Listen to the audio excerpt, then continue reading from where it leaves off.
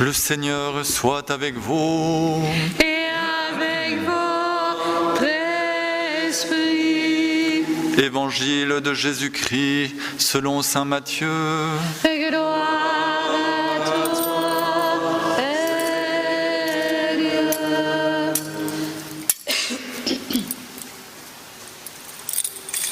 Quand Jésus apprit l'arrestation de Jean-Baptiste, il se retira en Galilée.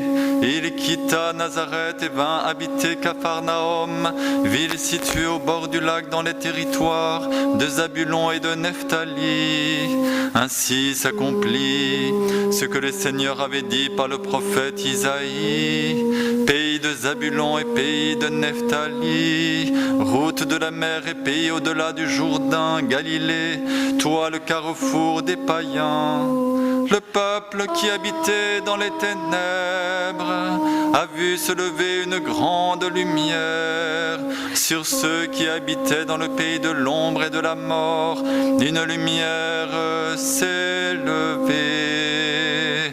À partir de ce moment, Jésus se mit à proclamer « Convertissez-vous, car le royaume des cieux est tout proche. » Comme il marchait au bord du lac de Galilée, il vit deux frères, Simon appelé Pierre et son frère André, qui jetaient leurs filets dans le lac, c'étaient des pêcheurs. Jésus leur dit, « Venez derrière moi et je vous ferai pêcheurs d'hommes. » Aussitôt, laissant leurs filets, ils le suivirent. Plus loin, il vit deux autres frères, Jacques, fils de Zébédée, et son frère Jean, qui étaient dans leur barque avec leur père, en train de préparer leur filet. Il les appela. Aussitôt, laissant leur barque et leur père, ils le suivirent. Jésus, parcourant toute la Galilée, enseignait dans leur synagogue, proclamait la bonne nouvelle du royaume, guérissait toute maladie et toute infirmité dans le peuple. Acclamons la parole de Dieu. Louange à toi, Seigneur Jésus. Louange à toi, Seigneur Jésus. Louange à toi, Seigneur Jésus. Louange à toi, Seigneur Jésus.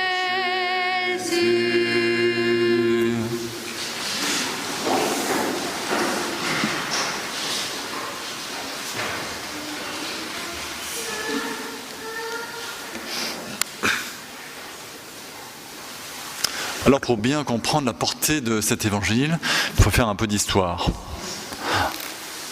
Exactement en 732, avant Jésus-Christ, il y a des événements terribles pour Israël. Israël, c'est la terre sainte, d'accord ? Nous, on n'a plus trop cette notion de terre sainte. Les musulmans, ils l'ont, hein. Une terre qui est musulmane, elle reste musulmane, point. La terre sainte, c'est une terre qui appartient à Dieu. Dieu habite là. C'est une terre où il y a une seule loi, une seule, celle de Dieu. Donc, le peuple choisi par Dieu est établi sur sa terre, et ça c'est important. Les païens qui vont avoir leur Dieu à eux, ne croient pas en Dieu, les païens. Ils sont des idolâtres. Donc ça fonctionne, un païen par définition, ça fonctionne avec une logique de toute puissance, c'est nous les meilleurs. Et puis le plaisir, tout ça, voilà, il n'y a pas d'âme, quoi. Les païens. Les païens, c'est l'image de Babel. C'est la division, c'est les disputes, c'est la guerre, on se fait la guerre. On passe son temps à se faire la guerre. Ça, c'est la terre païenne. Donc, vous voyez quand même la différence. En 732, une catastrophe épouvantable pour Israël. cette terre sainte, elle passe aux Assyriens. Les Assyriens. Et alors, Dieu va susciter son prophète Isaïe, qui va annoncer le choix de Dieu. Cette terre-là, cette terre de ténèbres finalement, a vu se lever une grande lumière. Il annonce ça 7 siècles avant. Hein. Elle a vu se lever une grande lumière. C'est comme si c'était fait, sauf qu'il va falloir attendre combien de temps ? 7 siècles. C'est un peu long. Hein. Mais ce qui est intéressant, c'est de voir le choix de Dieu. Bon, moi je me mets à la place... non, je ne peux pas trop me mettre à la place de Dieu, mais enfin, on va quand même essayer. Mettez-vous un petit peu à la place de Dieu. Donc, vous arrivez du temps de Jésus, et puis, qu'est-ce que vous allez choisir comme lieu pour démarrer votre mission ? C'est le lieu où, en principe, ça marche le mieux. Donc, c'est où ? C'est Jérusalem, quoi. Donc, on va aller habiter à Jérusalem, on va partir de là. Pas du tout. On va choisir la terre souillée, profanée. Cette terre qui est passée du côté de l'ennemi, le païen. Celui qui n'a ni foi ni loi, celui qui fait n'importe quoi, celui qui est finalement centré sur lui-même, car c'est la définition du païen dans la Bible. L'impie a dit « moi et moi seul ». Voilà, c'est le païen. Choix de Dieu, il choisit précisément cette terre-là. Et qu'est-ce qui va se passer par la suite ? Non seulement il choisit cette terre, mais ça sera la terre qui sera la terre de départ pour aller contaminer les païens, d'une façon positive cette fois-ci, avec la lumière. On va partir de Galilée. C'est extraordinaire, non ? Donc dans nos vies, en fait, cette terre-là, elle ressemble à la terre de nos cœurs. Dieu pourrait venir là où on se porte bien, là où tout va bien pour nous, merci. Non, il va venir sur la terre intérieure où justement c'est plein de mélanges. Il y a pas mal de lois iniques encore en nous, peut-être.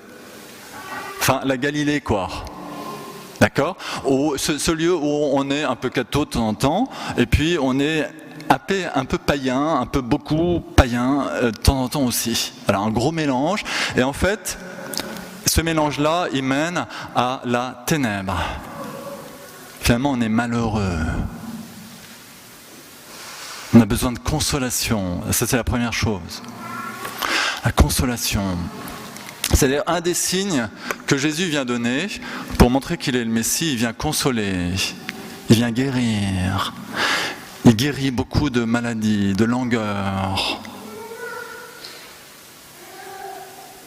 Et puis il va dire la vérité.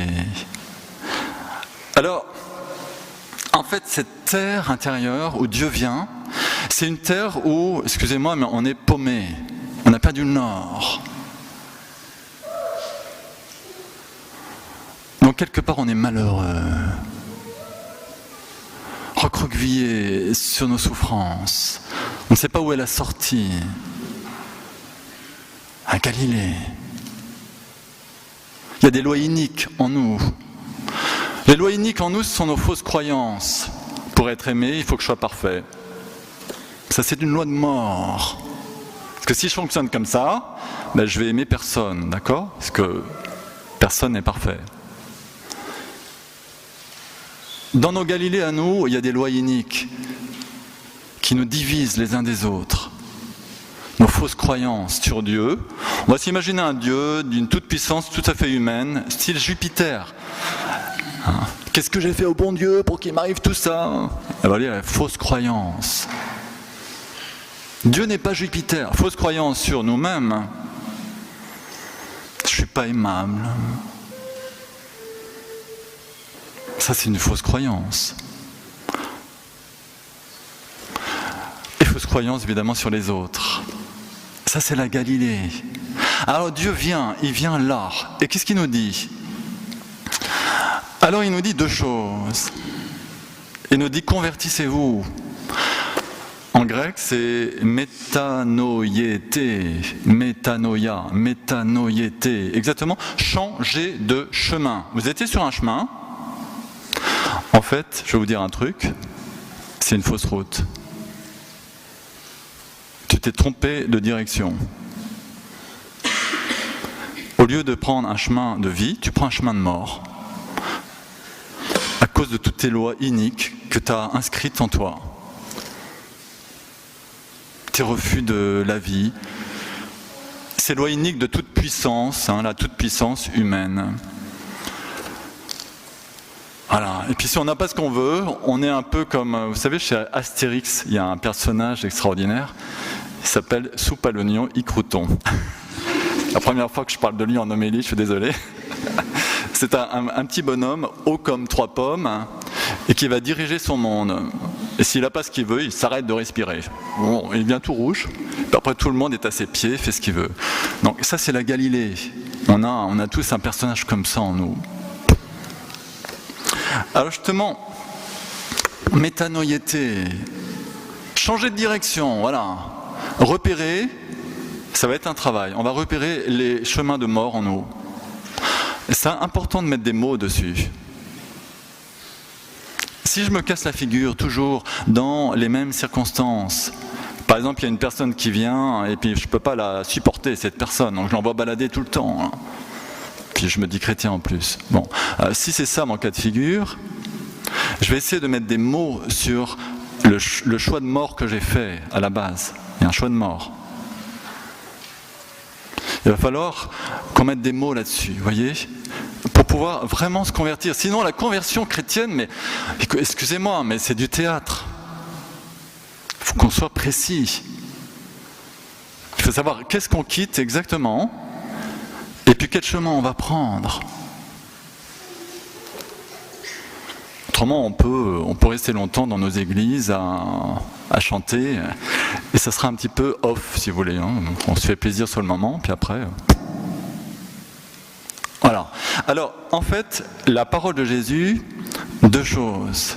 Métanoïété, quitter la mort, choisis la vie. Fais un choix de vie. Ce ne sera pas forcément naturel, ce sera surnaturel, justement. Donc, 2e point, suis-moi. Parce qu'en fait, on n'en est plus à l'Ancien Testament. L'Ancien Testament, Dieu nous a donné une loi. Si tu veux être honnête avec cette loi, tu ne vas pas faire comme le pharisien de l'Évangile, qui disait moi, ça va, pour moi ça va, merci. Mais tu vas dire, pour moi cette loi, elle est impossible. Jésus, tu me demandes d'aimer et d'agaper. D'agaper. C'est quoi l'amour agapé ? 1 Corinthiens 13. Alors, l'amour pardonne tout. C'est le premier point. Il pardonne tout. 2e point, il croit tout. 3e point, il espère tout. Et enfin, c'est peut-être le plus dur, avec le début, il supporte tout. Et vous le voyez bien avec vos enfants, il y a parfois où les enfants sont insupportables. Oui, ils vous testent. Est-ce que tu m'aimes vraiment jusqu'à tout supporter ? Alors, tout l'art, ça sera de donner peut-être... je ne sais pas comment vous faites les parents, mais à la fois peut-être une bonne petite grande correction, mais pour montrer que vous l'aimez, votre enfant. Parce que l'amour supporte tout. Voilà. Alors, si vraiment nous voulons nous convertir, c'est-à-dire choisir d'aimer, d'agaper, alors nous avons besoin de suivre le Christ. Et là, c'est une radicalité, c'est la 2e partie de l'Évangile. C'est pas par hasard qu'on nous propose ces 2 parties de l'Évangile. C'est radical, quoi. Laissant tout, laissant leur filet, laissant leur père, ils le suivirent. Ça a l'air d'être simple, Vous imaginez la tête du père. Waouh! Et l'entreprise, tu vas pas me laisser comme ça. Enfin, vous vous rendez compte, quoi. C'est radical. J'allais dire, c'est à prendre ou à laisser. Est-ce que tu as décidé de suivre le Christ Ou tu vas suivre ta raison humaine, là, qui dit « Oh non, c'est pas très raisonnable, et puis voilà, quoi. » Ce que nous dit saint Paul dans la deuxième lecture, lorsqu'il parle de la sagesse du langage humain. Il y a quelque chose de fou quand on suit le Christ, quoi. Quelque chose de fou. Agapé. Je vous donne un seul commandement. Parce que tout est dans ce commandement. C'est fou, ça. Aimez-vous comment ? Comme je vous ai aimé. En fait, souvent on ne comprend pas très bien l'évangile parce que le français est trop pauvre. Aimez-vous, moi j'aime bien les gens, il n'y a pas de problème. Oui, mais c'est l'amour agapé, qui pardonne tout, qui croit tout, qui espère tout, qui supporte tout. Tu vois la différence ? C'est une radicalité. 2 messages. Change de direction dans la Galilée de ton cœur, change de direction, choisis la vie. 2e message, suis le Christ. Suis-le. Fais alliance avec lui. Ne vis pas tout seul, tu n'es plus seul. Prends-le comme maître, comme sauveur. N'est pas ton langage à toi et puis le langage de Dieu à côté. Que ce soit un seul langage. Vous voyez, et là, en fait, nous avons en cette fin de semaine de prière pour l'unité, la clé de l'unité. L'unité, en fait, dans nos communautés, nous dit saint Paul, dans les communautés, vous disputez, il y a un esprit de parti, puis il y a des disputes. Ah oui, la porte de sortie, choisis la vie, choisis d'aimer, agapé. Arrête avec tes chemins de mort. Donc repère tes chemins de mort d'abord pour choisir la vie. Deuxièmement, suis le Christ, suis-le vraiment, qu'il soit ton maître. Dis pas j'en suis là maintenant et puis acceptez-moi comme je suis. Ben non. C'est vrai qu'on est en chemin, mais on a toujours à choisir la vie. Oui, on n'est pas arrivé, c'est un chemin. Dieu ne nous demande pas d'être parfait aujourd'hui. Ce qu'il veut, c'est que cette vie s'accomplisse en nous. Et puis, donc, le but de notre vie, après la mort, eh bien, ce soit le moment où tout est accompli en nous. Jésus, sur la croix, dit « tout est accompli ». Alors, prier pour une bonne mort, ça veut dire, Seigneur, fais que quand le jour où tu vas me rappeler, mon humanité soit accomplie. Alors on est en chemin. Et ça, c'est le chemin de l'unité. Il y a Babel dans la Galilée. En fait, c'est pas très très loin, mais enfin, voilà. On sème dans nos Galilées intérieures la division. On a nos partis à nous, on va essayer de mettre nos amis autour de nous, point. Et puis, quand on suit le Christ, on arrive dans la terre promise. Et là, c'est vraiment le lieu de la communion. C'est la Pentecôte. Et c'est le travail du Saint-Esprit en nous. Alors la bonne nouvelle, c'est que le Saint-Esprit il est déjà là. Alors on va demander au Seigneur la grâce de vivre dans le Saint-Esprit. C'est plus profond encore. Parce qu'on peut vivre dans notre psychisme, l'homme psychique. Souvent on vit dans notre psychique. Ouais, j'ai envie, ouais, j'ai pas envie. Ça, c'est le psychique. Non, on va demander au Seigneur la grâce de vivre dans notre cœur profond. Là où il y a le Saint-Esprit. Il est là. Et nous sommes aimés de façon inconditionnelle. Ça, c'est extraordinaire. C'est une belle promesse de vie. Et cette parole d'Isaïe, elle est pour nous. La terre, le peuple qui marchait dans les ténèbres a vu se lever une grande lumière. Tu as prodigué l'allégresse, tu as fait grandir la joie. Alors frères et sœurs, accueillons cette joie. Dieu est au milieu de nous, le Christ est là, le Saint-Esprit nous a été donné. Donc la joie, elle est là, mais elle est dans les profondeurs. les profondeurs. Alors demandons au Seigneur la grâce de la force de choisir la vie et de laisser la mort derrière nos chemins de mort. Et puis redisons-lui notre choix de le suivre d'une façon inconditionnelle, de choisir sa loi d'amour qui nous dépasse, mais que lui vient accomplir dans la mesure où nous nous ouvrons à sa plénitude.